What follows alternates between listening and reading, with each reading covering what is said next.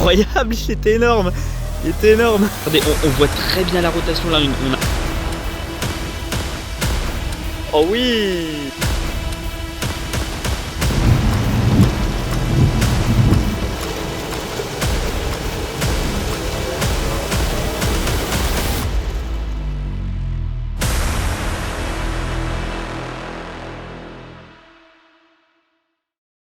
Eh bien salut à toutes et à tous, et aujourd'hui on se retrouve pour une vidéo chasse à l'orage.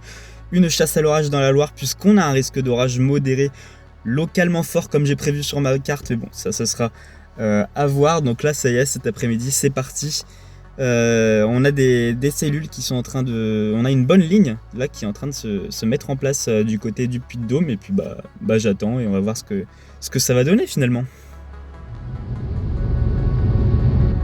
Alors, pour observer tout ça, je décide de partir me positionner du côté de Précieux.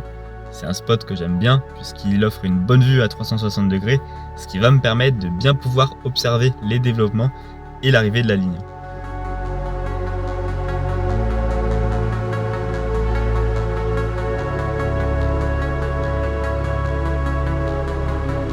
Regardez les valeurs d'instabilité qui commencent à grimper, donc ça s'annonce plutôt pas mal. Là en plus on a le système qui arrive du Puy-de-Dôme qui va bientôt me concerner là d'ici 20-30 minutes je pense, on va voir en tout cas.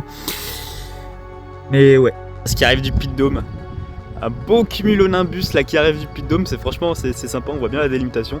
Et ici le ciel dégagé là qui permet de faire monter l'instabilité avec des petits cumulus qui bourgeonnent là-bas. Donc voilà, on va voir ce que ça va donner ça. Ce qui arrive du Puy-de-Dôme.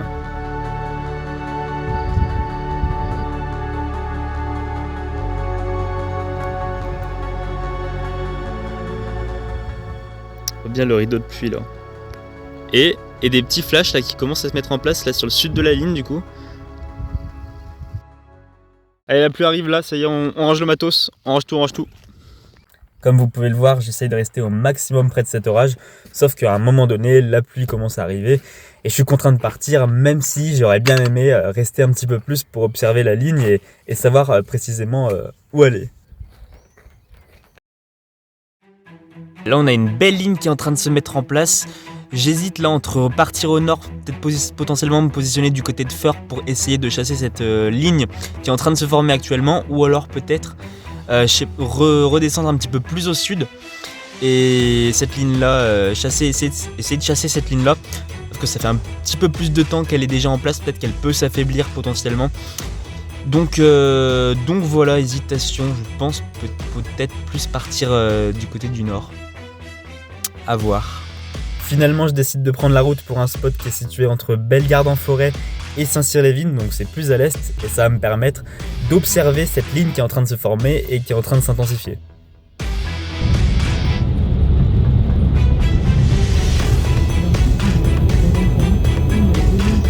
Et en arrivant sur le spot, je me rends compte que ce changement de position a vraiment été un très bon choix puisque regardez ce que j'observe dans le ciel.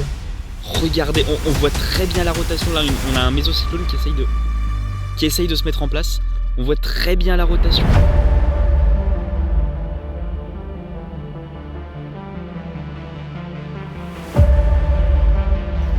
Là, l'ambiance qu'on est en train d'avoir, c'est magnifique, on voit très bien la rotation ici et la pluie un petit peu de partout avec le tonnerre.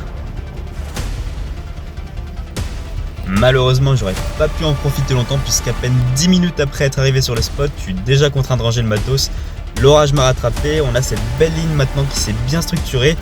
Donc j'ai pas le choix, je suis obligé de passer sous l'orage et de faire du core punching.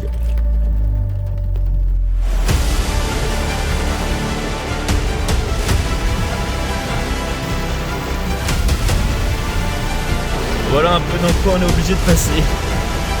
Oh la vache. Ouais, là on voit que je suis en plein cœur. Et que là ça y est, la ligne est en train de me passer dessus et progressivement de se décaler vers l'est.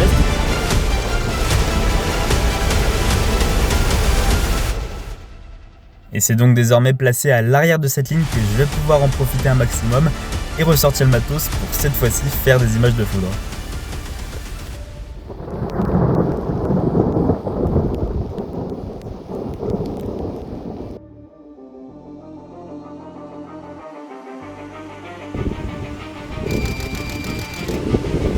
ça va tonner. Incroyable, c'était énorme. C'était énorme.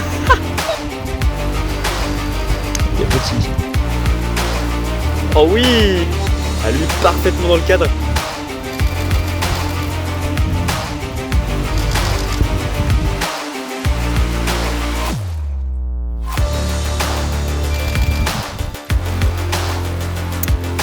Petit au loin.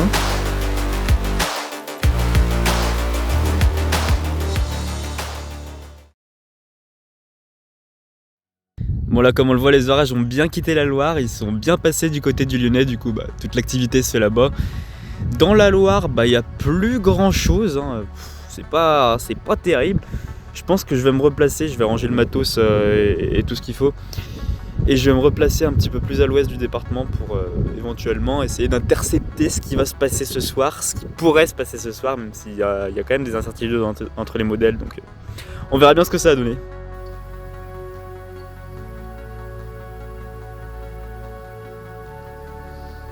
J'observe qu'il y a une ligne orageuse qui est en train de se former entre l'Aveyron en remontant jusqu'au Lyonnais, en passant évidemment donc par la Haute-Loire et par la Loire. Du coup, je décide de redescendre un petit peu plus au sud de mon département, direction Bonson, pour essayer de s'approcher au plus proche de cette ligne et d'éventuellement chasser les orages qui se retrouveront là-bas.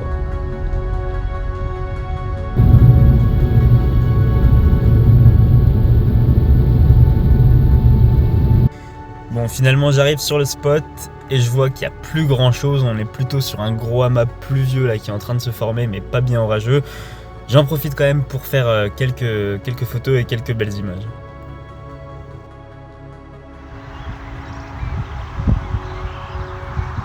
Et c'est donc ainsi à 20h30 que se termine ma chasse, hein, sous ce gros amas pluvieux finalement, malheureusement. Une chasse qui aura quand même été intense en ce dimanche 10 mai, avec un petit peu tout ce que je recherchais, hein. J'ai pu avoir de la structure, la formation des nuages, passer au cœur de l'orage, hein, pour vivre les événements au plus près, et puis avoir pour finir de la foudre qui tombe assez régulièrement.